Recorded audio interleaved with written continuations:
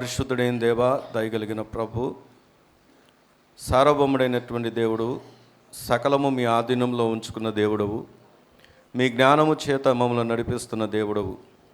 ఈ దినము నాయన మేము క్షేమంగా ఉన్నామంటే, సురక్షితంగా ఉన్నామంటే అది మీ కృప మాత్రమని ఎరిగి మా జీవితాల్లో మరొకసారి మిమ్మల్ని స్తుతించడానికి మీరిచ్చిన ఈ అవకాశాన్ని బట్టి మిమ్మల్ని స్తుతిస్తూ, ఇంతవరకు ఆరాధనీయుడిగా ఆరాధించబడ్డారు, సాక్ష్యాలలో మీరు తోడుగా ఉన్నారు, వాక్యమై ఉన్న దేవుడిగా మాతో మీరు మాట్లాడండి. మాకు నెమ్మది, మాకు ధైర్యము, మాకు స్వస్థత, మాకు విడుదల, మాకు విమోచన, మా బ్రతుకులకు, మా భవిష్యత్తుకు ఆధారం మీరు మాత్రమే అని ఎరిగి మీ వాక్కు కొరకు కనిపెడుతూ ఉండగా మా అందరితో మీరు మాట్లాడి మహిమ, ఘనత, ప్రభావాలు గణనామానికి పొందుకొనమని ప్రభువైన యేసు నామములో వేడుకుంటున్నాం మా పరమ తండ్రి, ఆమేన్.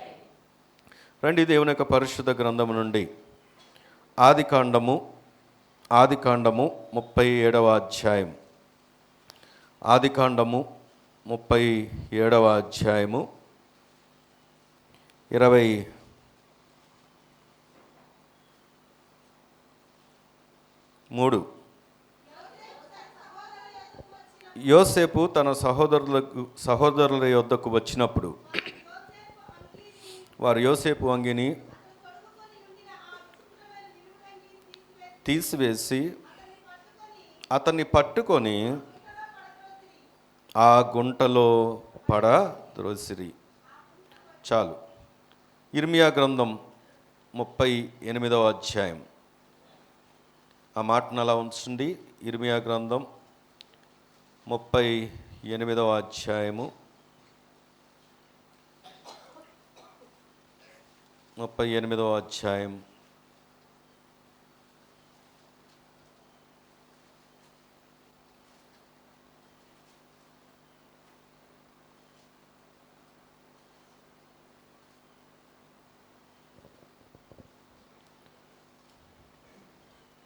6వ వచనాన్ని చదువుకుందాం. వారు ఇర్మియాను పట్టుకొని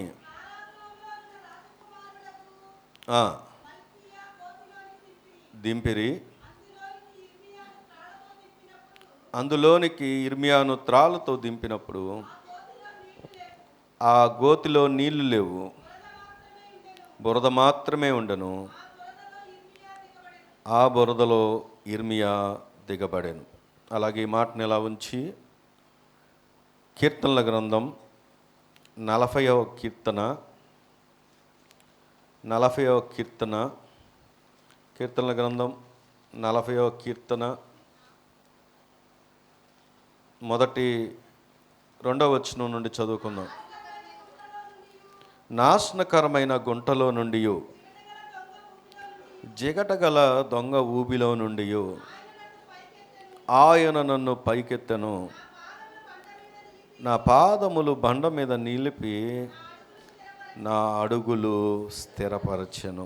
దేవుని స్తోత్రం చెల్లిద్దాం. హల్లెలూయా, హల్లెలూయా.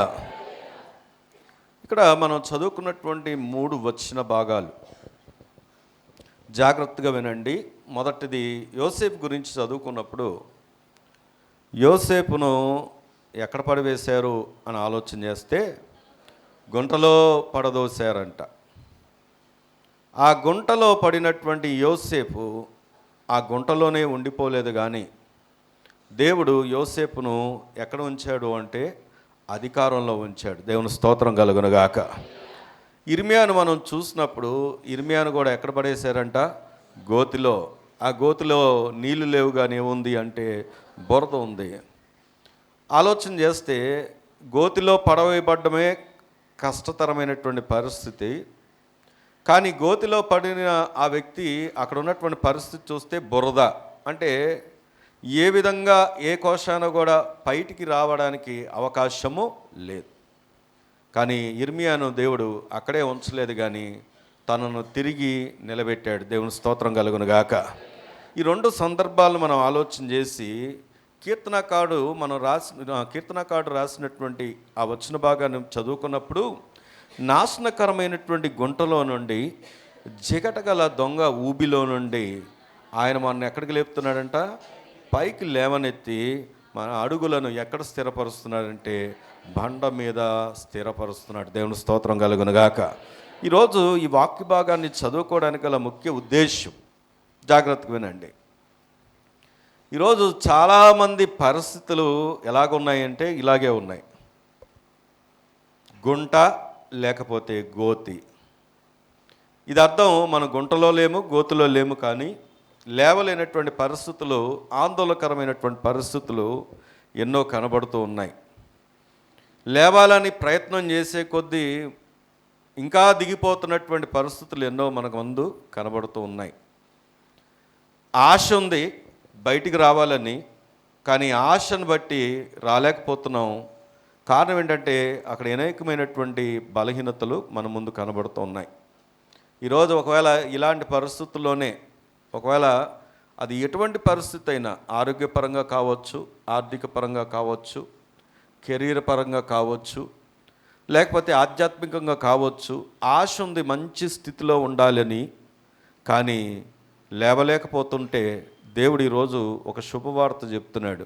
నిన్ను గుంటలోనే ఉంచడు, కానీ నేను గుంటలో నుండి, గోతిలో నుండి లేపి తిరిగి నిన్ను ఎక్కడ స్థిరపరచబోతున్నాడు అంటే బండ మీద మన అడుగులను స్థిరపరచబోతున్నాడు. ఆమేన్.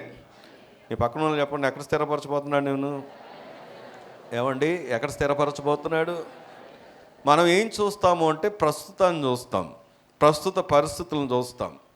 ప్రస్తుతాన్ని చూసినప్పుడు మనకు ఎంతో ఆందోళన కలుగుద్ది. కారణం ఏంటంటే ప్రస్తుతం ఎప్పుడు కూడా మనకు అర్థం కాదు, ఏంటి పరిస్థితి ఏంటి అని ఆందోళన పడుతూ ఉంటాం. అసలు అంతుపట్టదు, భవిష్యత్తు గురించినటువంటి పరిస్థితుల గురించి అంతుపట్టదు. నువ్వు చూడాల్సింది ప్రస్తుతాన్ని కాదు. ఆమేన్.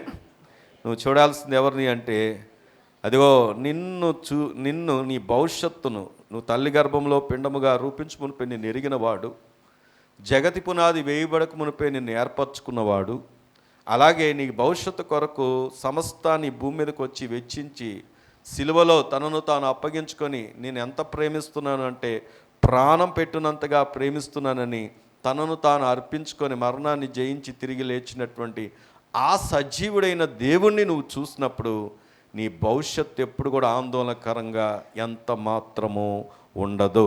ఆమేన్. కాబట్టి ఈరోజు నేను గ్రహించాల్సింది ఏంటంటే, నువ్వు ఇంకా గోతిలోనే ఉన్నాను అనుకోవద్దు.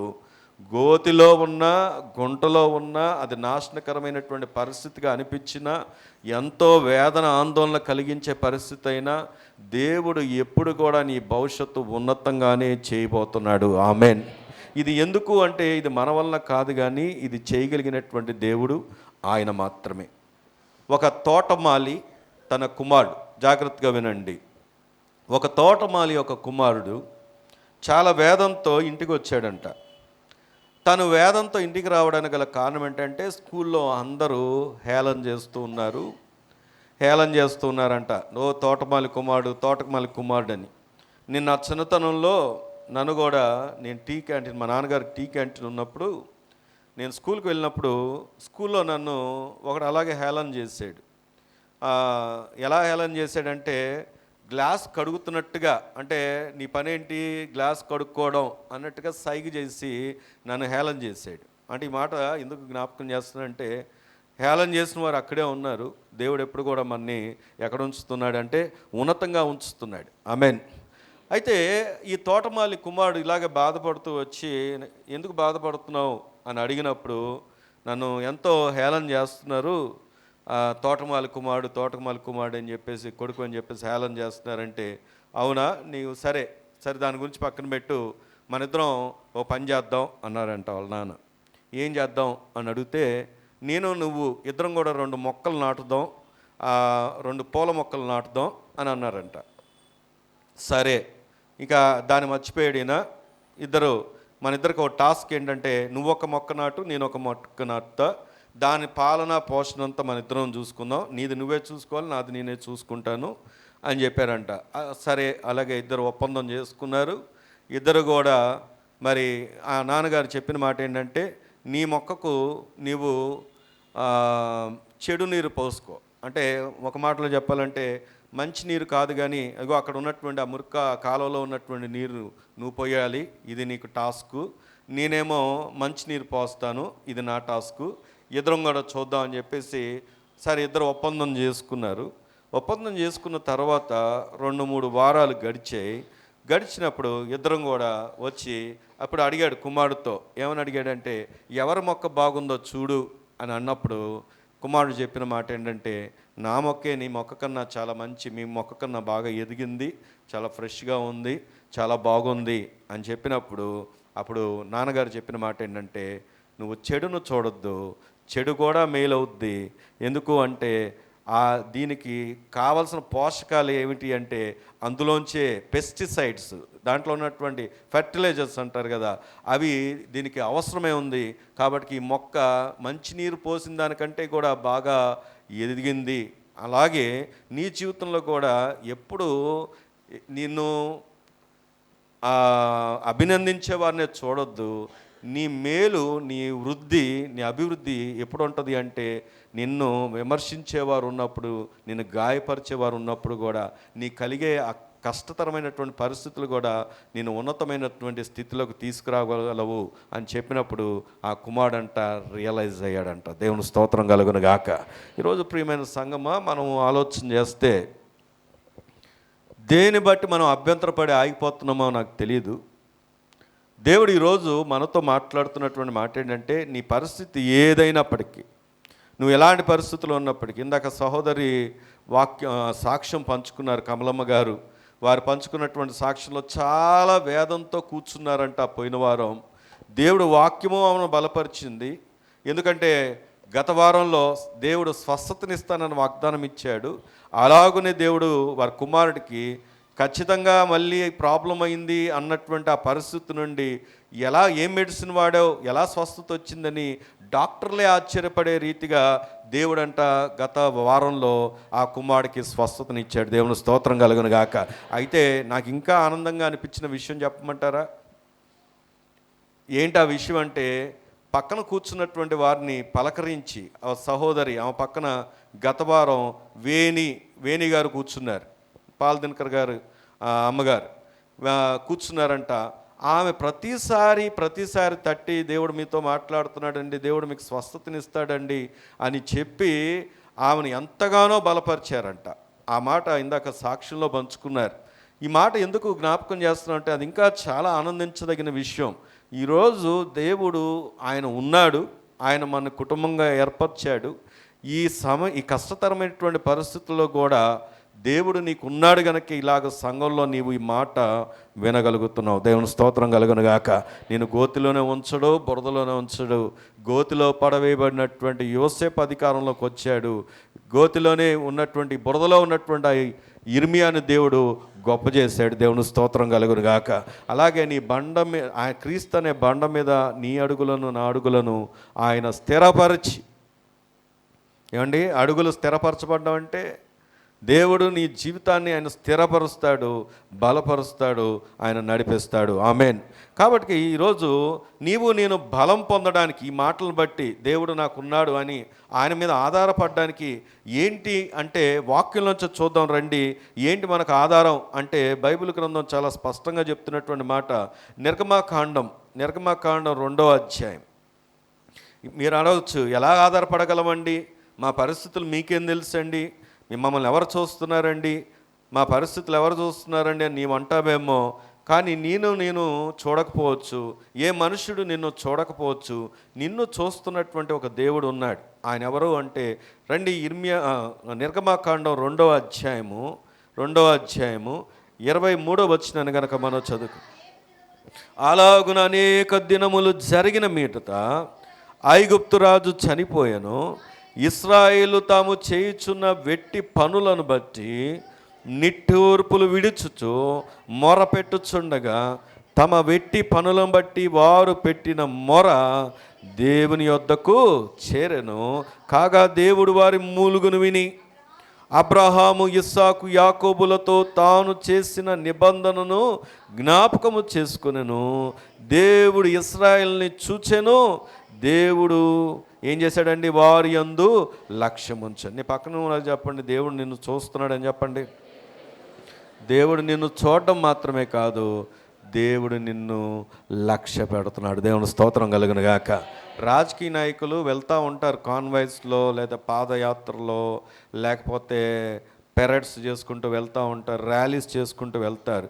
వారు వెళ్తున్నప్పుడు ఇక్కడ జనాలు ఏంటంటే రోడ్డు పక్కన నిలబడి, ఏదో డిఫరెన్స్గా అనిపిస్తుంది నాకు సౌండ్లో, ఒకసారి చూడండి. ఆ రోడ్డు పక్కన నిలబడి ఏం చేస్తారు అంటే టాటా చెప్తూ ఉంటాం, వాళ్ళు కూడా అక్కడ నుండి ఇలా ఇలా చెప్తూ ఉంటారు, లేదా ఇలా ఇలా చూపిస్తూ వెళ్తూ ఉంటారు. మనం నన్ను చూశారని సంతోషపడతాం. అలాగా వారు దారి పొడుగునా చూసుకుంటూ వెళ్తారు. దానివల్ల ఉపయోగం ఉందా? ఏమి లేదు, ఉపయోగం లేదు. కానీ కొన్నిసార్లు మనం చూస్తే అక్కడ ఎవరో ఫ్లక్ కార్డు పట్టుకొని ఉంటారు, ఒక బ్యానర్ లాగా పట్టుకొని ఉంటారు. ఇలా పిలిచి వారిది ఏంటి సమస్యను తెలుసుకొని పక్కన ఉన్నటువంటి పిఏకి చెప్తారు, కొద్దిగా అదేదో చూడు అని చెప్తారు. వాళ్ళు ఆ వినతి పత్రాన్ని తీసుకుంటారు. అప్పుడు దానిని చూడండి, న్యూస్ ఛానల్స్ కూడా ఎంత హైలైట్ చేస్తూ చూపిస్తూ ఉంటారు. కారణం ఏంటంటే చూడడం మాత్రమే కాదు, ఏం జరిగింది అక్కడ లక్ష్య పెట్టారు. దేవుని స్తోత్రం చెప్దామా? మన దేవుడు ఈరోజు ఒకవేళ మనలో ఉన్నటువంటి ప్రతి ఒక్కరితో మాట్లాడుతూ, నువ్వు గోతిలో ఉన్నావు, కానీ గోతిలో ఉన్నవారు ఎవరికి కనపడకపోవచ్చు. యోసేపును పడవేసినప్పుడు ఎవరికి కనపడలేదు, ఇర్మియాను పడవేసినప్పుడు ఎవరికి కనపడలేదు, కానీ ఎవరు చూశారు? దేవుడు చూశాడు. అంటే ఈ దినం ఆ పరిస్థితిలో ఎక్కడ నీవు ఉన్నావో నాకు తెలియదు, లేవలేకపోతున్నావో నాకు తెలియదు, కానీ దేవుడు నిన్ను చూస్తున్నాడు, దేవుడు నిన్ను లక్ష్య పెడుతున్నాడు. దేవుడు స్తోత్రం కలుగును గాక. దేవుడు లక్ష్య పెట్టడం మాత్రమే కాదు, ఆయన ఏం చేస్తున్నాడు అంటే నీ అడుగులను ఎక్కడ పెడుతున్నాడు చెప్పండి? తీసుకొచ్చి బండ మీద స్థిరపరుస్తున్నాడు. ఆమేన్. కాబట్టి ఈరోజు నేను గ్రహించాల్సిన విషయం ఏంటో తెలుసా?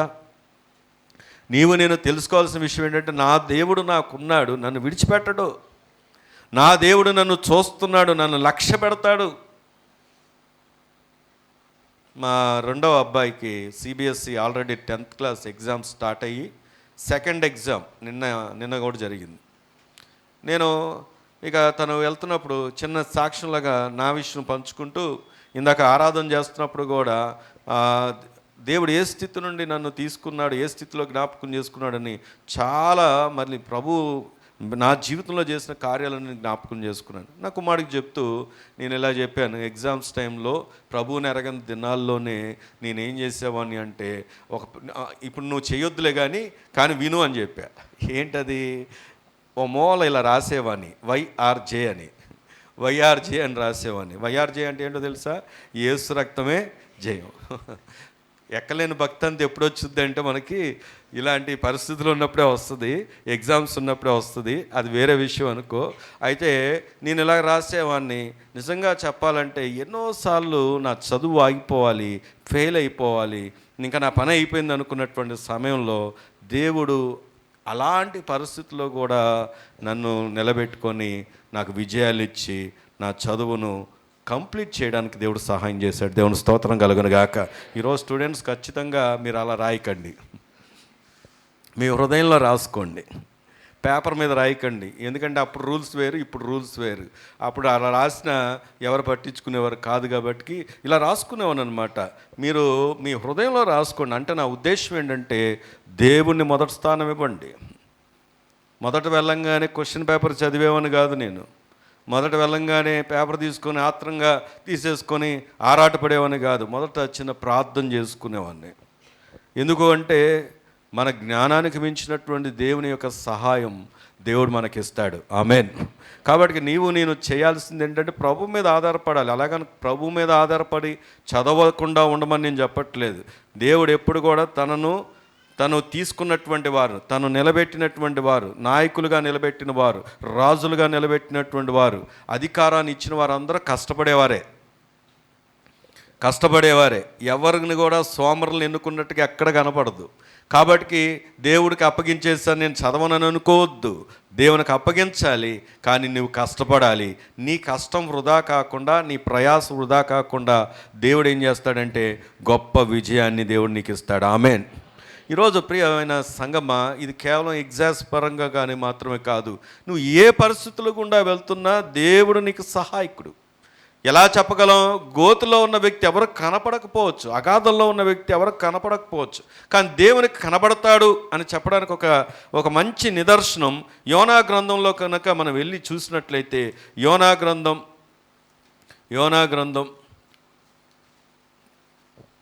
పేజ్ నంబర్ 763 రండి. యోనా గ్రంథం 2వ అధ్యాయము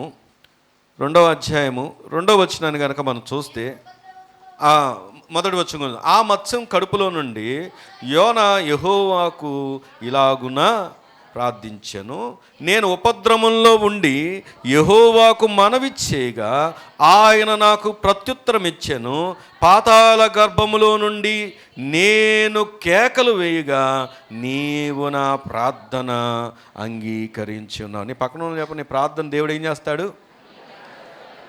అమ్మా రమణ చెల్లి, నీ ప్రార్థన ఏం చేస్తాడు? దేవుడు అంగీకరిస్తాడు. ఈరోజు ఇంతకు నాకు చిన్న డౌటు, మత్స్యం కడుపులో యోనా ఉన్నాడో మనం ఉన్నామా? కొంతమంది ఆల్రెడీ మత్స్యం కడుపులోకి వెళ్ళి ఆలోచిస్తున్నారు, అంటే ఇక్కడ లేరని అర్థం.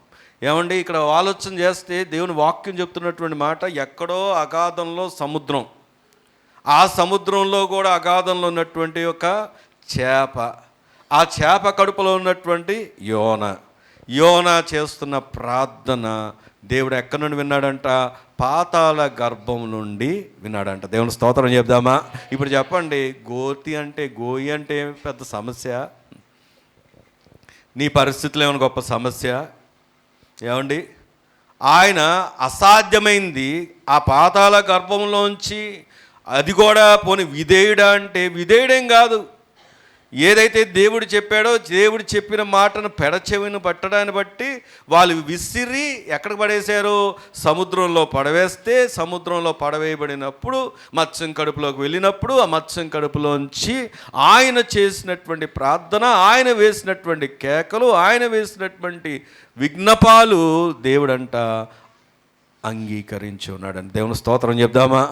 ప్రియ సంగమా, ఈరోజు నీ పరిస్థితులు ఎటువంటివైనా కానీ, ఏ స్థితిలో నువ్వు ఉన్నా, లేవలేననుకుంటున్నా, నీకు భవిష్యత్తు కనపడకపోయినా, దారి తెలియకపోయినా, ఎవరు తీస్తారో ఎవరు బయటపడవేస్తారో అని అర్థం కాకపోయినా, ఈరోజు ప్రభు నీకు చెబుతున్నటువంటి శుభవార్త ఏంటంటే, దేవుడు నీకు ద్వారా వింటాడు. ఆమేన్. నీ స్థితిని ఆయన మార్చగలడు. ఆమేన్. నిన్ను ఆయన లేవనెత్తగలడు. ఆమేన్. ఇది ఎలా సాధ్యం అంటే కేవలం అది ప్రభువుని బట్టే. నువ్వు ప్రయత్నాలు చేయొద్దని నేను చెప్పను, కానీ మనుషుల మీద ఆధారపడి చేయక, వనరుల మీద ఆధారపడి చేయక, ఉన్నటువంటి వ్యక్తులు, బంధాలు, బాంధవ్యాలు, వీటిని బట్టి ఆధారపడి చేయక, వీటన్నిటికీ మించినటువంటి ప్రభువుని బట్టి నువ్వు ఎప్పుడైతే ఆధారపడుతూ ప్రభు వైపు చూస్తావో, ప్రభు అత్యధికమైనటువంటి విజయాలతో నిన్ను నిలబెట్టబోతున్నాడు. ఆమేన్. ఇక్కడ వాక్యాన్ని చూస్తే చూడండి, విలాప వాక్యాలు 3వ అధ్యాయం, విలాప వాక్యాలు 3వ అధ్యాయం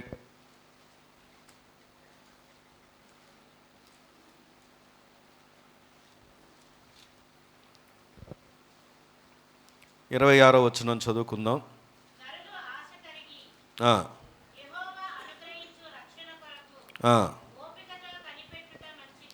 ఎలా కనిపెట్టుకోవాలి? చెప్పండి, ఎలా కనిపెట్టుకోవాలి? దేవుని స్తోత్రం చెప్దామా? ఈరోజు వాక్యాన్ని మనం పరిశీలన చేస్తే, మరి ప్రభు నీతో నాతో చెబుతున్నటువంటి మాట ఏంటంటే, ఆయన చూసేవాడు, ఆయన ప్రార్థన వినేవాడు, ఆయన ప్రార్థన ఆలకించేవాడు, ఆయన మనవులను అంగీకరించేవాడు, నీ రోదన ధ్వనిని ఆయన అర్థం చేసుకునేవాడు. అంతా వాస్తవమే. మరి ఆయన చేయాలి అంటే నీకేముండాలి? ఓపిక. నీ పక్కన వాళ్ళు చెప్పండి అన్నమాట, ఏముండాలి? మనకు లేనిది ఏంటి చెప్పండి? మనం చూడలేనిది ఏంటి చెప్పండి? మనం ఎదురు చూడలేనిది ఏంటి చెప్పండి? ఓపిక పడతాం అనుకోకుండా ఏదో ఒక సంఘటన జరుగుద్ది, వెంటనే ఏమైపోద్ది? ఓపిక నశించిపోద్ది. ఓపిక పడతాం ఏమండి, చిన్న సమస్య వస్తుంది, వెంటనే ఏమైపోద్ది? కానీ దేవుడు చెప్తున్నాడు, ఆయన మరొకసారి ఆ మాట చదివితే ఇక్కడ రాయబడిన మాటను, నరులు ఆశ కలిగి యెహోవా అనుగ్రహించు రక్షణ కొరకు ఓపికతో కనిపెట్టుట మంచిది. ఏది మంచిది చెప్పండి మంచిది ఏది? ఓపికతో కనిపెట్టుట మంచిది. నువ్వు ప్రభు దగ్గర కనుక కనిపెట్టగలిగితే, చాలామందికి ఆశ ఉంటుంది, మేము లేవాలి, మా స్థితి మారాలని. కానీ ఏముండదు అంటే కనిపెట్టే అనుభవాలు ఉండవు. అసలు నాకు కొన్నిసార్లు ఆశ్చర్యం అనిపిస్తుంది. ఇల్లంతా సమస్యలో ఉంటుంది, కుటుంబం అంతా సమస్యలో ఉంటారు, చాలా వేదనకరమైన పరిస్థితుల్లో ఉంటారు. అయినప్పటికీ కొంతమంది లేవలేని వారుగా ఉంటారు, మెలకువ లేని వారుగా ఉంటారు, ప్రార్థన చేయలేని వారుగా ఉంటారు. ఇది ఎందుకని అర్థం కాదో తెలియదు. ఎవరు చెప్పట్లేదా అంటే దేవుడు పదే పదే మాట్లాడుతూ ఉంటాడు. అయినప్పటికీ కూడా ఇంకా అదే విధమైనటువంటి నిర్లక్ష్య ధోరణితో ఉన్నవారు కొంతమంది ఉంటారు, సహనం లేని వారుగా ఉంటారు. 41 కీర్తన మనం చదువుకున్నాం కదా, మొదటి వచనంలో కూడా అక్కడ కూడా రాయబడి ఉంటుంది. ఏమని ఉంటుంది అక్కడ? యెహోవా కొరకు సహనముతో కనిపెట్టుకొనుము. ఎందుకు అంటే ఆ గోతిలో ఉన్నటువంటి నీ స్థితి మారాలి అంటే ఖచ్చితంగా కనిపెట్టుకునే అనుభవాలు నీకు ఉండాలి. ఆమేన్, ఆమేన్. కాబట్టి ఈరోజు ప్రభు నీతో నాతో చెబుతున్నటువంటి మాట ఇది. దేవుని స్తోత్రం కలుగును గాక. నువ్వు ఎక్కడికి వెళ్ళినా, ఏ పరిస్థితిలో ఉన్నా, ఏ స్థితిలో ఉన్నా, ఇది ఎప్పటికీ మర్చిపోవద్దు, నీ దేవుడు నీ పక్షంగా ఉన్నాడు. ఆమేన్. ఈయన ఉండడం మాత్రమే కాదు, ఉంటే ఏం చేస్తాడు ఈయన అంటే, బైబిల్ వాక్యాన్ని మనం గమనిస్తే 41వ అధ్యాయం ఆదికాండం ఏం చేస్తాడో చూస్తే, 41వ అధ్యాయం ఆదికాండం 41వ అధ్యాయం 14వ వచనాన్ని కనుక మనం చదువుకుంటే, ఫరో యోసేపును పిలువనంపెను, కాబట్టి చెరసాల నుండి అతన్ని త్వరగా రప్పించిరి. అతడు క్షౌరము చేయించుకొని మంచి బట్టలు కట్టుకొని ఫరో యొద్దకు వచ్చాను. గట్టిగా దేవుని స్తోత్రం చెప్దామా? ఇంకా గట్టిగా చెప్దామా? ఎంతకీ యోసేపు గోతిలో పడవేయబడినప్పుడు అక్కడ సిచ్యువేషన్ ఏంటో తెలుసా? బట్టలు ఎలా ఉన్నాయి? ఎలా ఉన్నాయండి? ఇందాక చదువుకున్నాం కదా, అక్కడ ఏం చేశారు వాళ్ళు? బట్టలు తీసివేసి తండ్రి దగ్గరికి రక్తసిక్తమైనటువంటి బట్టలు తీసుకెళ్ళి చూపించి ఏం చెప్పారు అంటే, యోసేపు చనిపోయాడు. యోసేపు ఏం చేశాడు? యోసేపు అంట చనిపోయాడంట. తండ్రి ఎంతో రోధిచ్చాడు. ఇక్కడ గమనిస్తే ఎందుకు ఈ మాట ఆలోచన చేస్తున్నానంటే, అపవాది ఎప్పుడు కూడా మన స్థితిని ఎలా చూపించాలనుకుంటాడంటే, నీ పని అయిపోయింది, ఇంకా నువ్వు లేవలేవు, నీ స్థితి అయిపోయింది, ఎవరు నీ పక్షంగా ఉండరు, నీకెవరు సహాయం చేయరు, ఎవరు నీకు లేరు అన్నట్టుగా వాడు క్రియేట్ చేస్తాడు. యోసేపు అదే బట్టలతో ఉన్నాడా? తర్వాత అమ్మివేయబడ్డాడు. మీకు తెలిసిన విషయం కాబట్టి నేను అంత లోతులోకి వెళ్ళట్లేదు. అమ్మివేయబడ్డాడు, చంపుదాం అనుకున్నారు, మళ్ళీ చంపే ఆలోచనను విరమించుకునేలాగా దేవుడు చేశాడు. తర్వాత ఏం చేశారు? గోతిలో నుంచి ఆ బానిసగా అమ్మేశారు. బానిసగా వెళ్ళినటువంటి తర్వాత పోతిఫర్ దగ్గరికి వెళ్ళాడు, భార్య నిందేసింది. అక్కడ నుండి ఎక్కడికి వెళ్ళాడు? చెరసాల్లోకి వెళ్ళిన తర్వాత చెరసాల్లో తను కలల భావము చెప్తే, ఇదిగో రాజు దగ్గర ఉన్నటువంటి యొక్క ఎవరైతే వచ్చారో వారు చెప్పాడు ఈయన యోసేపు, అయ్యా నువ్వు అక్కడికి వెళ్ళాక జ్ఞాపకం చేసుకో అని చెప్తే, ఆ వచ్చినటువంటి వారు జ్ఞాపకం చేసుకున్నారా?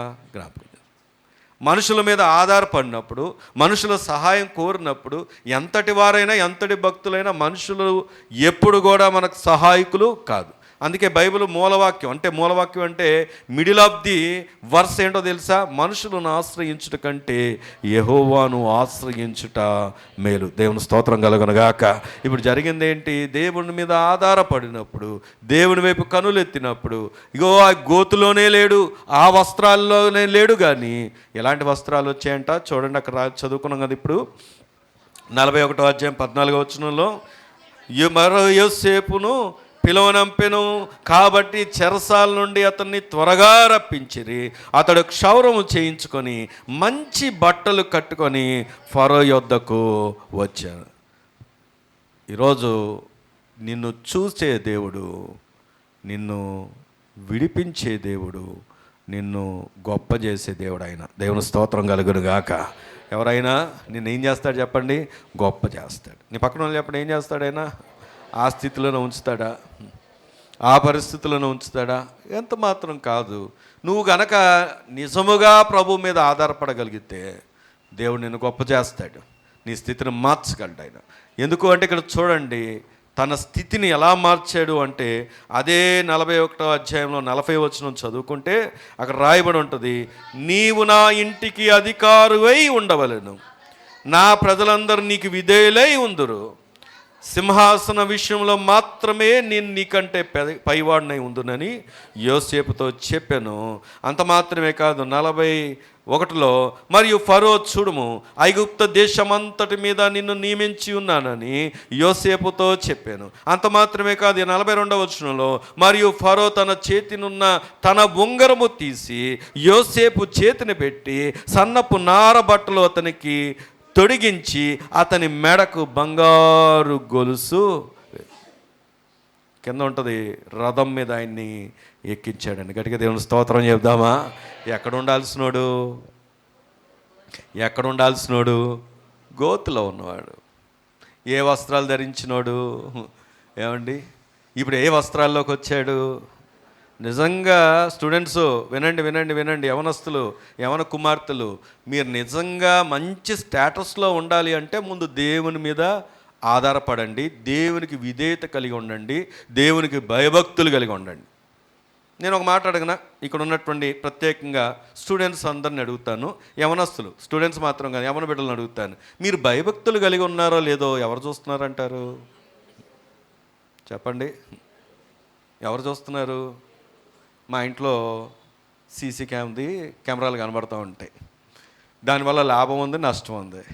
లాభం ఏంటి అంటే, బయట ఎవరన్నా వస్తే ఇక్కడ అమ్మగారు ముందే టెన్షన్ పడిపోతూ ఉంటారు. ఎవరో వచ్చి ఫోన్ తీసి ఇలా పెడితే చాలు, నాకు ఫోన్ వచ్చిందా, మీకు ఫోన్ వచ్చిందా అంటూ ఉంటారు. ఇది లాభం. నష్టం ఏంటో చెప్పమంటారా? నేను వచ్చిన విషయం మా పిల్లలకు తెలిసిపోద్ది. వాళ్ళు ఎలా ఉన్నా కానీ ఏమైపోతారు చెప్పండి, సెట్ అయిపోతారు. ఇది నష్టం. ఇప్పుడు ఈ మాట ఎందుకు చెప్తున్నానంటే, లాభ నష్టాల గురించి పక్కన పెడితే సీసీ క్యాము ఎంతవరకు పరిధి ఉంటుంది? కొంతమందికి బ్లాక్ హోల్స్ తెలుసు. బ్లాక్ హోల్స్ అంటే ఏంటో చెప్పమంటారా? బ్లాక్ హోల్స్ అంటే కెమెరా ఎక్కడ పడదో తెలుసు, కెమెరా ఎక్కడ చూపించదో తెలుసు. కాబట్టి కొన్నిసార్లు ఈ క్రిస్మస్ నైట్స్, 31st నైట్స్ కొంతమంది యూత్ ఏం చేస్తారంటే, వాళ్ళకు కూడా తెలుసు కనుక ఎక్కడైతే కెమెరా యాంగిల్ దొరకదో అక్కడికి వెళ్ళి కూర్చుంటారు. అర్థమైందో లేదో? ఆ యాంగిల్ దొరకని దగ్గరకు వెళ్ళి కూర్చుంటారు. నేనే వాళ్ళు తప్పు పట్టట్లేదు. ఎందుకు ఈ మాట చెప్తున్నానంటే, సరే ఈ కెమెరా యాంగిల్స్ నుండి తప్పించుకుంటావు, మరి దేవుడి కెమెరా ముందు ఎవరు తప్పించుకుంటారు? ఆయన కనులంట సర్వలోకమంతయు సంచారం చేస్తుందంట. దేవుని స్తోత్రం కలుగును గాక. ఈరోజు ప్రభు ఎందుకు ఈ మాట చెప్తున్నాడంటే, నువ్వు నిజంగా దేవుని ఎదుట భయభక్తులు కలిగి ఉన్నావు అనుకో, ఎవరికి భయపడాల్సిన అవసరం లేదు. నువ్వు దేవునికి లోబడ్డావనుకో, నీ స్థితిని ఆయన ఉన్నతంగా చేస్తాడు, నిన్ను గొప్ప చేస్తాడు. నా స్థితి ఒకప్పుడు ఏ స్థితి అంటే, ఎందుకు పనికిరాని వ్యక్తిని నేను, కానీ ఆ పనికిరాడు అనే ఒక నిందను తొలగించబడిన ఒకే ఒక కారణం, ఒకే ఒక ఆధారం ఏదైనా ఉంది అంటే నా ప్రభువు మాత్రమే. దేవుని స్తోత్రం కలుగును గాక. ఇక్కడ దేవుడు చేసినటువంటి కార్యం ఏంటో తెలుసా? యోసేపునంట రాజు పిలిచి చెప్తున్న మాట, ఫరో పిలిచి చెప్తున్న మాట ఏంటంటే, నా సింహాసనము తప్ప నీవు మొత్తం అధికారం అంతటిని నీకు నేను అప్పగిస్తున్నాను అన్నాడు. గట్టిగా దేవుని స్తోత్రం చెప్దామా? హల్లెలూయా. ఇంత గోతిలో పడేసిన వాళ్ళు కూడా ఎక్కడికి వచ్చి పడ్డారు చెప్పండి? ఆయన కాళ్ళ ముందు పడ్డారు. ఇది ఎలా సాధ్యం అంటే, ఇది ప్రభువుకి సాధ్యం. ఆమేన్. ఈరోజు నువ్వు ఒకవేళ అటువంటి పరిస్థితులు గుండా వెళ్తే, నువ్వు కృంగిపోవద్దు, దూరం అవ్వద్దు, బలహీనం పడొద్దు, దేవునికి ఇంకా దూరం అవ్వద్దు, దేవునికి సమీపంగా రా. దేవుడు ఏ స్థితినైనా మార్చుటకు ఆయన ఏమై ఉన్నాడంటే సమర్థుడై ఉన్నాడు. దేవుని స్తోత్రం కలుగును గాక. అందుకే యెషయా గ్రంథం 61వ అధ్యాయాన్ని కనుక మనం చూస్తే, యెషయా గ్రంథం 61వ అధ్యాయం 7వ వచనాన్ని కనుక మనం చదువుకుంటే, నీ అవమానముకు ప్రతిగా రెట్టింపు ఘనత నొందుదురు, నిందకు ప్రతిగా చెప్పండి నిందకు ప్రతిగా తాము పొందిన భాగమును అనుభవించిన వారు సంతోషింతురు. వారు తమ దేశములో రెట్టింపు భాగమునకు కర్తలగుదురు. నిత్యానందము వారికి కలుగును. నీ పక్కన వాళ్ళు చెప్పండి, ఏం కలుగుతుంది? ఏం కలుగుతుంది? ఏమంటే ఒకవేళ మనం అప్పుల్లో ఉన్నాం, ఎవరో అప్పులు తీర్చారనుకోండి, ఆ ఆనందం ఎప్పుడు దాకా ఉంటుంది? చాలామంది అప్పు తీరుతుందని సంతోషించే లోపు మళ్ళీ అప్పు పెరిగిన వారు చాలామంది ఉన్నారు. ఏమండి, ఇదిగో ఇంకా తీరిపోయింది అమ్మయ్య అనుకునే లోపు టక్కన మళ్ళీ ఇంకోటి వచ్చి పడిపోయిన ఎన్నో సందర్భాలు నాకు తెలుసు. కానీ అది మనకు ఆనందాన్ని ఇవ్వలేదు. ఆనందం ఇచ్చేది ఏంటో చెప్పనా? దేవుడు నీ అవమానాన్ని కొట్టేసి నీ యొక్క అవమానానికి రెట్టింపు ఘనతనిచ్చి ఆయన అంట నీకు ఇచ్చే ఆనందం ఇది లోకం ఇచ్చేది కాదు, దేవుడిచ్చే ఆనందం. అది ఎప్పుడు దాకా ఉంటుందంటే నిత్యానందం. దేవుని స్తోత్రం కలుగును గాక. ఈరోజు దేవుడు నీకు అటువంటిది ఇవ్వడానికి ఇష్టపడుతున్నాడు. ఒకవేళ ఇంకా ప్రభువుని ఎరగకుండా ఇక్కడ ఎవరైనా ఉంటే, ఓ అక్కలారా చెల్లెళ్ళారా, వినండి, నీవు ఆనందిస్తున్నావు కానీ అది నిత్యానందం కాదు. ఎందుకు అంటే ఇంకా ప్రభువుని ఎరగక, ఇంకా ప్రభు ఇచ్చేటటువంటి ఆధిక్యతను పొందుకోక, ఆ రక్షణ అనుభవం లేక, బాప్తిజ అనుభవం లేక కేవలం ఆనందం దగ్గర ఆగిపోయావు. ప్రభు ఈ భూమి మీదకి రావడానికి గల కారణం కేవలం ఆనందం ఇవ్వడానికి కాదు. ఆనందం ఇవ్వాలంటే ఆలోచన చేస్తే మీకు ఒక చిన్న ఉదాహరణ చెప్తాను నేను. ఒక రాజు తన గేటు దగ్గర ఇద్దరు అటొక అడుక్కునేవాడు ఉన్నాడంట, ఇటు ఒక యాచకుడు ఉన్నాడంట. ఇద్దరు యాచకుడు అంటే మరి ఎవరో అనుకుంటారు, అడుక్కునేవాడే ఉన్నాడు. అంటే కొద్దిగా మాట తప్పుగా అనుకోకండి.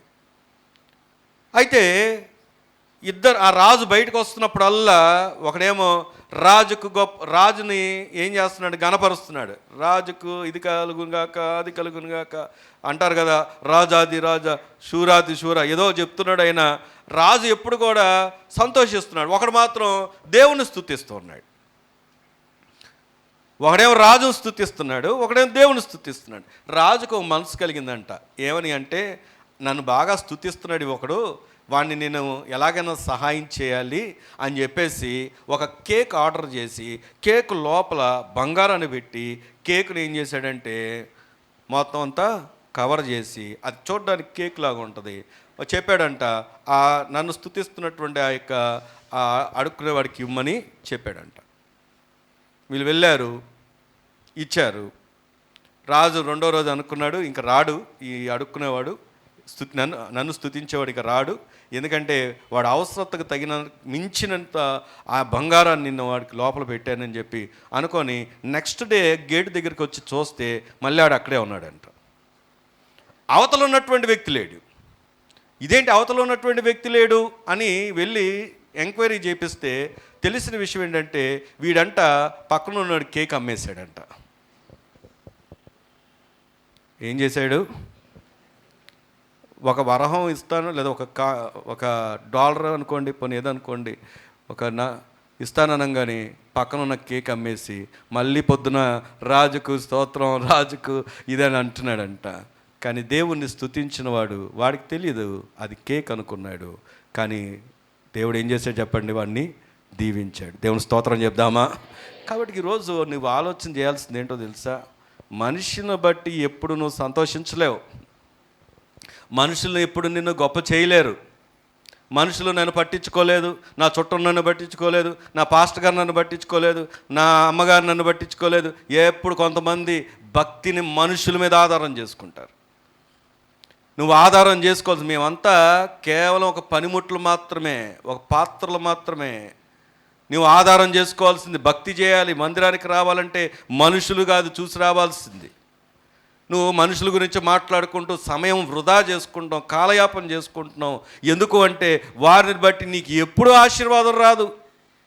నీకు ఆశీర్వాదం ఏదైనా ఉంది అంటే అది దేవుని బట్టి మాత్రమే. కాబట్టి దేవునికి విధేయత కలిగి ఉండు, దేవునికి లోబడి ఉండు, దేవుని యందు భయభక్తులు కలిగి ఉండు, దేవుని మీద ఆధారపడు. ప్రభు ఏం చెప్తున్నాడో వాక్య ప్రకారం ఎలాగ నిన్ను ఉండాలని కోరుకుంటాడో అలాగ నువ్వు ఉన్నప్పుడు నువ్వు గోతిలో ఉన్న నిన్ను ఎక్కడ ఉంచుతాడో తెలుసా? అధికారంలో ఉంచుతాడు. దేవుని స్తోత్రం కలుగును గాక.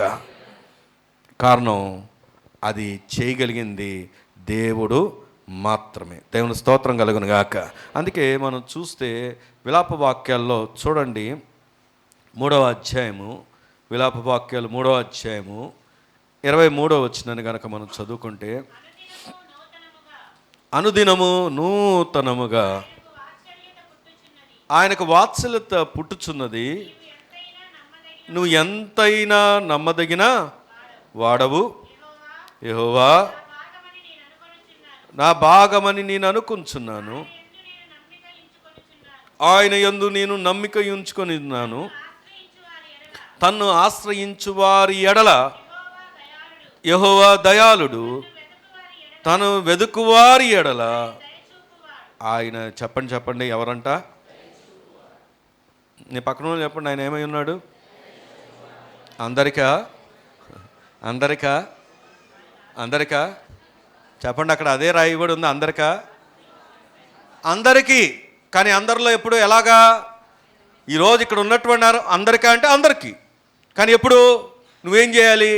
అక్కడ రాయబడి ఉంది క్లియర్గా. ఏం రాయబడి ఉంది అంటే, ఆయన యందు నేను నమ్మిక ఉంచు. దేవుని స్తోత్రం కలుగునుగాక. నువ్వు ఆయన యందు నమ్మిక ఉంచే వ్యక్తివైతే, తన్ను ఆశ్రయించే వ్యక్తివైతే అందరికీ అది. నాకు అని చెప్పండి, నీకని చెప్పండి, మనకని చెప్పండి, అందరికీ. ఇప్పుడు ఎవరి దగ్గర ఉంది ఆశీర్వాదం? ఎవరి దగ్గర ఉంది? నీ దగ్గరే ఉంది. ఎవరివ్వాలి ఇది? నువ్వే పొందుకోవాలి. ఎవరిస్తారు? దేవుడు ఇస్తాడు. మరి ఎలా ఇస్తాడు అంటే, నువ్వు ఆయన యందు నమ్మిక ఉంచు. తను ఏం చేయాలి చెప్పండి? ఆశ్రయించు. నాకు ఒక రాజకీయ నాయకుడు కనుక చుట్టమవుతే 10 సార్లు తిరుగుతాను నేను, ఆయన దగ్గర ఏదైనా పని జరుగుద్దని.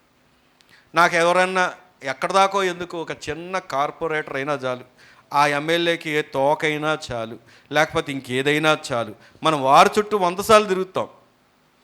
ఈరోజు దేవుడు చెప్తున్నటువంటి మాట ఏంటంటే, అస్సలు నువ్వు చేయాల్సింది, అసలు నీ స్థితిని మార్చేది, అసలు నీ పరిస్థితులు మార్చేది ఎవరు అంటే దేవుడు మాత్రమే. దేవుని స్తోత్రం కలుగును గాక. ఆయన చేసే కార్యం ఎలా ఉంటుంది అంటే, ఇర్మియా గ్రంథం 38వ అధ్యాయం, 38వ అధ్యాయం 10వ వచనాన్ని కనుక మనం చదువుకుంటే, అందుకు రాజు నీవిక్కడ నుండి వెంట పెట్టుకొని పోయి ప్రవక్త అయిన ఇర్మియా చావక మునుపు ఆ గోతులో నుండి అతన్ని తీయించుమని కుషీయుడగు ఎబెద్మెలకు సెలవీయగా, 13వ వచనం డైరెక్ట్గా చదువుదాం. 13వ వచనం, ఇర్మియా అలాగు చేయగా వారు ఇర్మియాను త్రాళ్ళతో చేదుకొని ఆ గోతిలో నుండి వెలుపలికి తీసి, చాలండి. దేవుని స్తోత్రం చెప్దామా? గట్టిగా చెప్దామా? ఎవరు తీశారు? ఎవరు ఆజ్ఞాపించారు? రాజు పంపించి ఇర్మియాను ఎక్కడి నుండి తీశాడండి? గోతులు. గట్టిగా దేవుని స్తోత్రం చెప్దామా? నాకు ఇలాగ అర్థమైంది. నాకేమని అర్థమైందో తెలుసా? నీవు గనక ప్రభు మీద ఆధారపడగలిగితే, నువ్వు గనక ప్రభువుని ఆశ్రయించగలిగితే, నువ్వు గనక ప్రభు మీదే ఆనుకోగలిగితే, నీ కొరకు దేవుడు కొంతమందిని నియమిస్తాడు. ఆమేన్. హల్లెలూయా, హల్లెలూయా. ఆయన నియమిస్తాడు. నేను ఆర్మీలోంచి రావడం అనేది చాలా కష్టతరమైన విషయం. అది వెళ్ళడం ఎంతో కష్టమో, రావడం కూడా అంతే కష్టం. పారిపోయి వచ్చినా పట్టుకొని వెళ్ళిపోతారు. ఈయన నన్ను పద్దాక ఏమంటాడంటే, పక్కన ఉన్న ఆయన, వాడు పారిపోయి వచ్చాడని చెప్తూ ఉంటాడు. నా దగ్గర డిశ్చార్జ్ బుక్ ఉంది. అంటే అలా వచ్చిన వాళ్ళకి డిశ్చార్జ్ బుక్ ఇస్తారు. ఎందుకంటే ప్రూఫ్కి అనమాట. కావాలంటే చూపిస్తాం మీకు ఎప్పుడైనా. ఎందుకంటే ఆయన మాట మీరు ఎక్కడ నమ్ముతారో. ఏమండి? సరే, ఇక్కడ ఆలోచన చేస్తే రావడానికి కోసం ప్రార్థన చేస్తున్నాం. అక్కడ ఉన్నటువంటి అధికారులు ఎలాంటి వారు అంటే, గేటు దగ్గర, ఉదాహరణకి గేట్ అంత దూరంలో ఒక అధికారి కనబడితే ఇక్కడ నుండే సెల్యూట్ కొట్టి, స్టిఫ్గా సెల్యూట్ కొట్టి పక్క నుండి వెళ్ళిపోయేవాళ్ళం. అధికారికి ఎప్పుడు ఎదురుపడేవారం కాదు. కానీ ప్రార్థన చేస్తున్నా, దేవా నన్ను మరి ఇక్కడ నుండి విడిపించమని ప్రార్థన చేస్తున్నా, సేవ చేయాలని ఒక ఆలోచన వచ్చింది. జమ్మూ కాశ్మీర్ నుండి అమ్మగారికి ఫోన్ చేశాను నేను. దేవుడు ఎందుకనో ఆ కొండల్లో నాకు ప్రేరేపణ ఇస్తూ ఉన్నాడు. ఏంటి ఇది జీవితం, శాలరీ బాగుంది, పట్టజాలంత డబ్బులు. నేను పెళ్ళికి సూట్ కుట్టించుకోవడానికి అక్కడ నుండి వస్తున్నప్పుడు జమ్మూ కాశ్మీర్ నుండి వచ్చేది ఒకే ఒక ట్రైన్. ఇప్పుడైతే పెరిగాయి. నేను వచ్చినప్పుడు ఒకే ఒక ట్రైన్ ఉండేది, ఒకే ఒక స్టేషన్ ఉండేది. జమ్మూ సిటీలో దొంగతనాలు బాగా జరిగాయి. ఎక్కువగా ఆర్మీ వాళ్ళకి ఎక్కువ దొంగతనాలు చేస్తారు. వాళ్ళు డ్రింక్ చేసి వస్తూ ఉంటారు కాబట్టి వాళ్ళ పాకెట్స్ ఎక్కువ కొట్టేసేవాళ్ళు. అప్పట్లో బ్యాంక్ సిస్టమ్, ఆ ఏరియాలో బ్యాంక్ సిస్టమ్ లేదు. నేను ఎలా వచ్చానో తెలుసా? ఒక ఇన్నర్గా ఒక జేబులు ఉన్నటువంటి ఇన్నర్ వేరు తొడుక్కొని దానికి స్టిచ్చెస్ వేసుకొని వచ్చా. స్టిచ్చెస్ ఎందుకంటే ఎవరైనా దొంగతనం చేస్తారేమో అని అక్కడే కుట్టుకొని ఎంత డబ్బులో తెలుసా? ఈ పక్కన ఇంత కట్ట, ఈ పక్కన ఇంత కట్ట పట్టుకొని వచ్చి రాగానే టైం లేదు.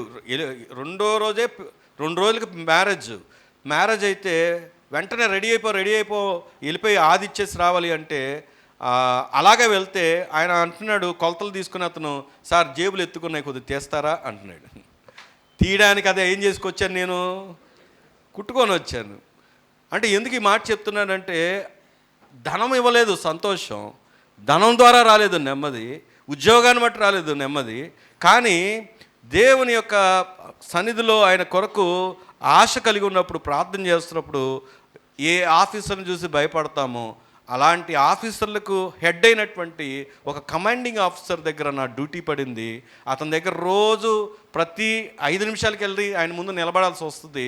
ఆయన దగ్గర నిలబడ్డప్పుడు నా స్థితిని చెప్పినప్పుడు అతను రికమెండ్ చేసి మరి పైకి నా డాక్యుమెంట్స్ పంపించాడు. దేవుని స్తోత్రం కలుగును గాక. ఒక కమాండింగ్ ఆఫీసర్ లెవెల్లో రికమెండ్ చేసినప్పుడు కిందనున్న వారు ఎవరు ఆపడానికి వీల్లేదు. మరి అక్కడ కరెక్ట్గా ఆయన దగ్గరే జాబ్ పడేలాగా, ఆయన దగ్గరే నా డ్యూటీ పడేలాగా దేవుడు చేసి నన్ను విడిపించాడు. దేవుని స్తోత్రం కలుగును గాక.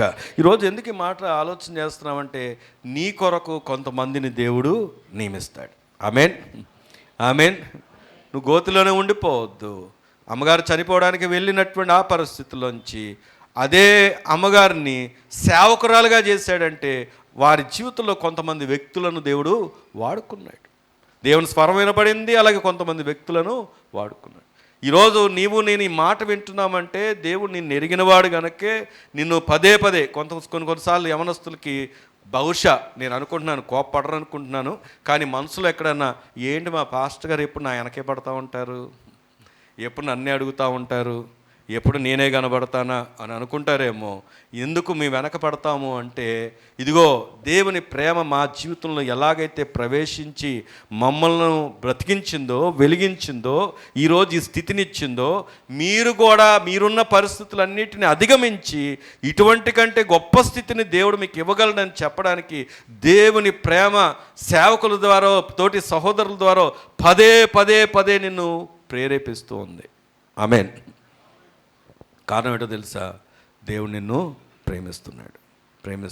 దేవుని స్తోత్రం కలుగును గాక. ఇంకా చెప్పుకుంటూ వెళ్తే చాలా విషయాలు చెప్పుకోవచ్చు, కానీ రండి తీతుకు రాసినటువంటి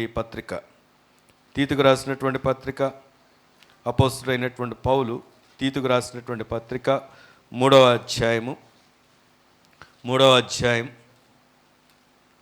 5వ వచనం చదువుదామా? 198వ పేజ్ నెంబర్ అండి, చదవండి. మనము నీతిని అనుసరించి చేసిన క్రియల మూలము కాక తన కనికరము చొప్పున పునర్జన్మ సంబంధమైన స్నానము ద్వారాను పరిశుద్ధాత్మ మనకు నూతన స్వభావము కలుగజేయటం ద్వారాను మనలను రక్షించెను. మనము ఆయన కృప వలన నీతిమంతులమని తీర్చబడి నిత్య జీవమును గుర్చిన నిరీక్షణ బట్టి దానికి వారసుల మొగుటకై ఆ పరిశుద్ధాత్మను మన రక్షకుడైన యేసు క్రీస్తు ద్వారా ఆయన మన మీద సమృద్ధిగా కుమ్మరించెను. గట్టిగా దేవుని స్తోత్రం చెప్దామా? ఒక మాట అడగనా? ఈరోజు పదే నీ వెంట పడుతున్నటువంటి సేవకులైనా, తోటి సహోదరులైనా, పెద్దలైనా, ఇంకెవరైనా ఇక్కడ గమనిస్తున్నటువంటి మాటను మనం పరిశీలన చేసినప్పుడు కారణం ఏంటంటే, దేవుడు నీ పదే నిన్ను ప్రేరేపించడానికి గల కారణం నీ గొప్పతనం ఎంత మాత్రము కాదు. నా గొప్పతనమా? నీ గొప్పతనమా? నీ గొప్పతనం దేవునికి కావాలా? నీ బలం దేవునికి కావాలా, నీ సామర్థ్యం కావాలా, నీ ఉంటేనే దేవుడు నడుస్తాడంటే కాదు. మరి ఎలా అంటే ఆయన కృప ద్వారా మాత్రమే. దేవుని స్తోత్రం కలుగునుగాక. అక్కడ చాలా స్పష్టంగా ఉంది, మన నీతిని అనుసరించేసిన క్రియల మూలంగా ఎప్పుడు దేవుణ్ణి సంతోష పెట్టలేం. కానీ ఎలాగా ఆయన దగ్గరికి మనం వారసులమయ్యామంటే ఆయన నీతిని మనకు ఆయన ఆపాదించాడు. దేవుని స్తోత్రం కలుగునుగాక. ఆయన మళ్ళీ మనకు పునర్జన్మిచ్చాడు. పునర్జన్మ స్నానము ద్వారా అనగా బాప్తిజం, రక్షణానుభవం, పరిశుద్ధాత్మ యొక్క నింపుదల, దేవుడు మనల్ని కృప ద్వారా రక్షించుకున్నాడు. ఆమేన్. నీ పక్కన చెప్పండి, ఎలా రక్షించాడు, ఎలా రక్షించాలనుకుంటున్నాడు? కృప ద్వారానే. ఎందుకు ఈ మాట అంటే, ఇక్కడ ఉన్నటువంటి వారిలోనే నాలాంటి దేవుడు ప్రేమిస్తాడంటే ప్రేమిస్తాడు. నేను ఇలాంటి వాడిని, ఇంత పాపిని, ఇంత ఘోర పాపిని, నేను ఎన్నో పాపాలు చేశాను, ఎంతో భయంకరంగా జీవించాను, నన్ను దేవుడు అంత మాత్రం ఇష్టపడ్డాను అనుకోవద్దు. ఈరోజు కూడా నీ హృదయాన్ని ప్రభు వైపు తిప్పితే, ప్రభువుకి ఇస్తే, దేవుణ్ణి క్షమాపణ అడిగితే, పశ్చాత్తాపం పొందితే, ఎంత కఠినాత్ములైనా దేవుడు క్షమిస్తాడు. ఆమేన్. ఎందుకంటే 99 నీతిమంతుల కొరకు ఈ భూమి మీదకైనా రాలేదు, కానీ ఒక పాపి కొరకు వచ్చాడంట. దేవుని స్తోత్రం కలుగునుగాక. లోకం ఏం చెప్పుద్ది అంటే దుష్ట శిక్షణ, శిష్ట రక్షణ. అంటే ఏంటి? దుష్టులను శిక్షించాలి, మంచివారిని కాపాడాలని. కానీ ప్రభు ఏం చెప్తాడో తెలుసా? ఆయన దుష్టుల్ని శిక్షించాలి అంటే, ఇక్కడ ఉన్నటువంటి వాక్యాన్ని మనం ఆధారం చేసుకుంటే బైబిల్ చెప్తున్న మాట, నీతిమంతుడు ఒక్కడో లేడు. అంటే ఇప్పుడు ఎవరు శిక్షించబడాలి? అందరూ శిక్షించబడాలి. బోధిస్తున్న నేను శిక్షించబడాలి. కానీ నీతిమంతులు మనం కానప్పటికీ ఆయన నీతిమంతుడిగా తను మనందరి కొరకు ప్రాయశ్చిత్తాన్ని జరిగించి మన శిక్షణ ఆయన ఏం చేశాడు తెలుసా? తొలగించాడు. దేవుని స్తోత్రం కలుగునుగాక. ప్రియమైన సంగమా, నీలాంటోడైనా నాలాంటోడైనా ఎంతటి కఠినాత్ముడైనా దేవుడు క్షమిస్తాడు. ఆమేన్. క్షమించే దేవుడు నీ జీవితంలో ఏమిస్తాడో చెప్పి ముగిస్తాను. యెషయా గ్రంథం 60వ అధ్యాయం. యెషయా గ్రంథం 60వ అధ్యాయం. 60వ అధ్యాయం మొదటి వచనం చదువుతాం. నీకు వెలుగు వచ్చినది, లెమ్ము, తేజరిల్లుము, యెహోవా మహిమ నీ మీద ఉదయించెను. చూడుము, భూమిని చీకటి కమ్ముచున్నది, కటిక చీకటి జనులను కమ్ముచున్నది. యెహోవా నీ మీద ఉదయించుచున్నాడు, ఆయన మహిమ నీ మీద కనబడుచున్నది. జనములు నీ వెలుగునకు వచ్చెదరు, రాజులు నీ ఉదయ కాంతికి. గట్టిగా దేవుని స్తోత్రం చెప్దామా? లోకంలో చీకటి ఉంది, చీకటి గతించిపోబోతుంది. కానీ ఆ గతించిపోతున్నటువంటి పరిస్థితుల నుండి వెలుగు నీ యొద్దకు వచ్చింది, నిన్ను లేమ్మంటుంది, తేజరిల్లమంటుంది. ఆ వెలుగు నిన్ను వెలిగించడం మాత్రమే కాదు, అనేకుల్ని ఆ వెలుగులోకి నడిపించే వ్యక్తిగా నిన్ను ఉంచబోతుంది. ఆమేన్. నువ్వే ఏడుస్తూ, నువ్వే దిగులు పడుతూ, నువ్వే బాధపడుతూ, నువ్వే కృంగిపోతూ, నువ్వే కన్నీరు గారుస్తూ నా జీవితం ఇంక అయిపోయింది అంటే ఇంకెవరన్నా వస్తారా? నీ ఇంట్లో ఉన్నటువంటి నీ పిల్లలు ఏమనుకుంటారంటే, మా అమ్మ ఏంటో చర్చికి వెళ్తుంది కానీ రోజు ఏడుస్తూనే ఉంటుంది, నేను మాత్రం చర్చికి వెళ్ళను బాబోయ్ అనేలాగా నువ్వు ఉంటే వస్తారా? మా నాన్నగారు ఏంటో ఎక్కలేని కఠినమైనటువంటి ఆంక్షలన్నీ పెడతా ఉంటారు, మా ఫ్రెండ్స్ చూడండి ఎంత ఎంజాయ్ చేస్తున్నారో అని మనం చెబుతున్నప్పుడు వాళ్ళు ఫీల్ అవుతూ ఉంటారు కదా. కానీ ఎందుకు కఠినమైన ఆంక్షలు పెడుతున్నా వారికి తెలిసేలాగున్నా మనం చెప్పకపోతే, పరిచయం చేయకపోతే ప్రభు దగ్గరకు వస్తారా? లోకము, దాని ఆశలు గతించిపోబోతున్నాయి, చీకటి ఏలుబడి చేయబోతుంది. కానీ ఆ చీకటిలో నుండి ఆశ్చర్యకరమైనటువంటి వెలుగులోకి పిలిచిన దేవుడు తన గుణాతిశయాల్ని ప్రచురం చేయడానికి నిన్ను నన్ను ఎన్నుకున్నాడు. దేవుని స్తోత్రం కలుగునుగాక. ఈరోజు ఆ ప్రభు నీతో చెప్తున్న మాట ఏంటో తెలుసా? నువ్వు ఇంకా గోతులోనే ఉంటావా? ఉండవు. కారణం, నీ అడుగులను ఎక్కడ స్థిరపరచబోతున్నాడైనా బండ మీద స్థిరపరచబోతున్నాడు. దేవుని స్తోత్రం కలుగునుగాక. గత వారం చెప్పాను, నేను మీకు గుర్తుందో లేదో, మరి మొదటి ఆరాధనలో చెప్పాను అనుకుంటా. ఒక గాడిద గోతులో పడిపోతే దాని యజమానుడు దాన్ని తీయాలని ఆలోచన చేసి ప్రయత్నం చేసి ఇంకా అది ముసలిది అయిపోయింది, దాంతో అవసరం లేదు, అది రావట్లేదు, ఇక దాన్ని చంపితేనే బెటరు అని అనుకొని పైనుండి మట్టి తోటోళ్ళు కూడా పిలిచి మట్టి జల్లిస్తూ ఉన్నాడంట, దాన్ని చంపేద్దామని, దాన్ని కప్పెట్టేద్దామని. అది జల్లుతున్నప్పుడల్లా దులుపుకుంటూ అది ఏం చేసిందంటే గోతులోంచి బయటికి వచ్చేసిందంట. దేవుని స్తోత్రం కలుగును గాక.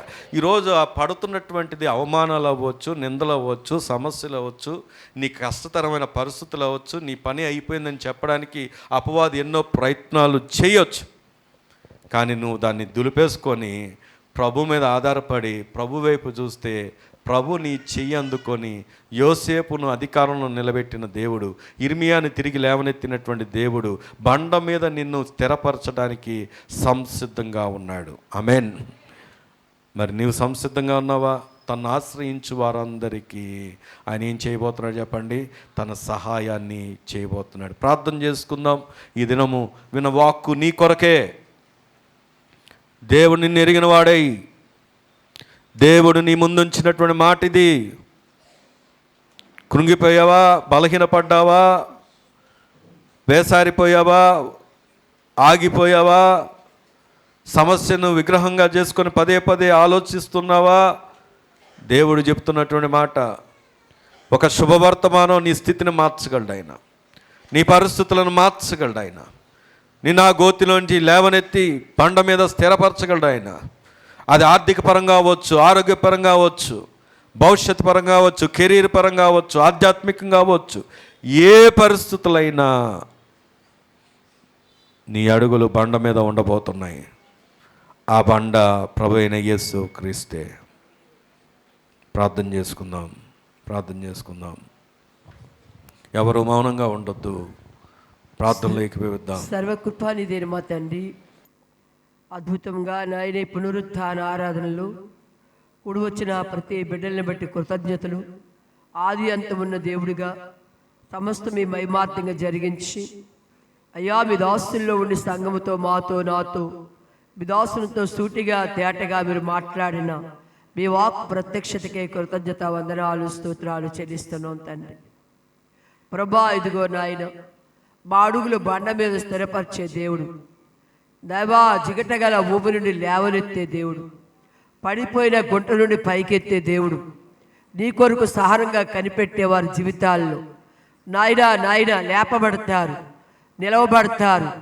ఆశీర్వాదకారకులుగా నాయన నిలబడటమే కాదయ్యా, వారిని బట్టి అనేకులు ఆశీర్వదించబడినట్లుగా నువ్వు నియమిస్తావు నాయన. యేసేపు గోతు నుండి తీయబడటమే కాదు నాయన, నా తండ్రి విడిపించబడటమే కాదు, తనను నాయన అధికారిగా నియమించావు అయ్యా. నాయన తండ్రి నీ కొందనాలు, అధికారిగా ఆశీర్వాదకారకుడిగా నియమించావు. తనను ఒక్కడే కాదు నాయన, తనను బట్టి తన జాతి వారందరినీ అయ్యా అనేకులను ఆశీర్వదించావు. మా ఎడలని అత్యున్నతమైన నాయన నా తండ్రి ప్రణాళిక గొప్పది అయ్యో. ఈ స్థలంలో కూడున్న ప్రతివారు వారు మట్టికి వారు ఆశీర్వాదకారకులుగా ఉండడానికి కాదు నాయన, వారు ఆశీర్వదించబడి యేసు మీ నామం పేరట నాయన పడిన గుంట గోతి పరిస్థితుల నుండి విడుదల పొంది నాయన అనేక జన్మలకి బంధువులకి నాయన ఆశీర్వాదకారకులుగా నాయన వీరిని బట్టి అనేకులు ఆశీర్వదించబడినట్లుగా అయ్యా నీ కొరకు సహనముతో కనిపెట్టిన వారి జీవితాల్లో నువ్వు చేయబోతున్న అత్యున్నతమైన కార్యాలకే కృతజ్ఞతలు వందనాలు.